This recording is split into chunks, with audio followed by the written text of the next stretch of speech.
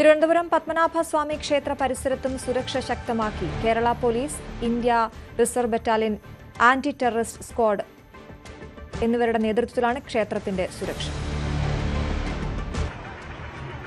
സംസ്ഥാനത്തെ വളരെ പ്രധാനപ്പെട്ട തന്ത്രപ്രധാനമായ കേന്ദ്രങ്ങളിൽ ഒന്നാണ് പത്മനാഭസ്വാമി ക്ഷേത്രം. അതിന്റെ മൂല്യം തന്നെയാണ് അതിന് കാരണവും. ഇവിടെ സാധാരണഗതിയിൽ കേരള പോലീസിന്റെ പരിശോധനയാണുള്ളത്. ഇപ്പോൾ കേരള പോലീസിന്റെ ഇന്ത്യ റിസർവ് ബറ്റാലിയന്റെ ആന്റി ടെററിസ്റ്റ് സ്ക്വാഡാണ് ഇവിടെ പരിശോധനാ ചുമതല ഏറ്റെടുത്തേക്കുന്നത്. ഞാനുള്ളത് പത്മനാഭസ്വാമി ക്ഷേത്രത്തിന്റെ കിഴക്കേ നടയിലാണ്. ഇവിടെ വരുന്ന ആളുകളെയൊക്കെ പരിശോധിച്ച് ബാഗുകൾ അടക്കം പരിശോധിച്ചാണ് ഉദ്യോഗസ്ഥർ അകത്തേക്ക് കടത്തിവിടുന്നത്. ഇന്നലെ രാത്രിയാണ് ഇതിന്റെ പശ്ചാത്തലത്തിലുള്ള സുരക്ഷാ നിർദ്ദേശം വന്നത്. പത്മനാഭസ്വാമി ക്ഷേത്രത്തിൽ മാത്രം വലിയ തിരക്കുള്ള സമയം കൂടിയാണ്. നമുക്ക് ദൃശ്യങ്ങൾ കാണുന്ന നിരവധി ആളുകൾ ഇവിടേക്ക് വന്നു പോകുന്നു. അതുകൊണ്ട് തന്നെ ശക്തമായ സുരക്ഷാ ക്രമീകരണങ്ങളുണ്ട്. കൊണ്ടുവരുന്ന ആളുകളുടെ ബാഗൊക്കെ പുറത്തെടുത്തുള്ള പരിശോധനയാണ് പോലീസ് ഉദ്യോഗസ്ഥർ നടത്തുന്നത്.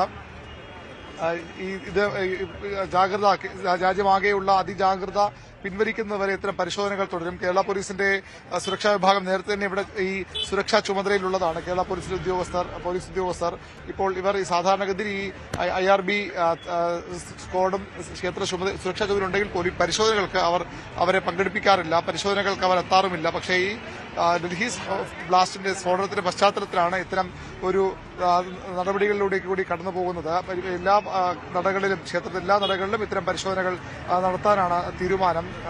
ഇത് അതീവ സുരക്ഷാ പ്രഖ്യാപനമുള്ളതുകൊണ്ട് തന്നെ ഇത്തരത്തിൽ ഈ പരിശോധനകളുമായി മുന്നോട്ട് പോകും. ഇത് പത്മനാഭസ്വാമി ക്ഷേത്രത്തിൽ മാത്രമല്ല, സംസ്ഥാനത്തെ പ്രധാനപ്പെട്ട തന്ത്രപ്രധാനമായ കേന്ദ്രങ്ങളിലെല്ലാം, എയർ സ്ട്രിപ്പുകളിൽ, എയർ ഫീൽഡുകളിൽ, എയർഫോഴ്സിന്റെ സ്റ്റേഷനുകളിൽ, ഹെലിപാഡുകളിൽ, വിമാനത്താവളങ്ങളിൽ,